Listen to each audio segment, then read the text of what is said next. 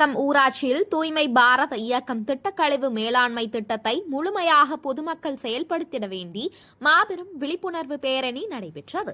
இந்த பேரணியை ஊராட்சி மன்ற தலைவர் கீதா மணிமாறன், துணைத் தலைவர் சி மணிமாறன் கொடியசைத்து தொடங்கி வைத்தார்.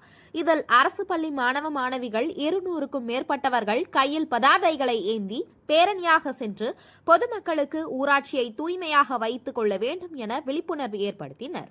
குறிப்பாக பேரணி தொடங்குவதற்கு முன்பு பள்ளி மாணவர்கள் குப்பைகளை தரம் பிரித்து தருவோம், ஊராட்சியை சுத்தமாக வைத்துக் கொள்வோம் என உறுதிமொழி ஏற்றனர்.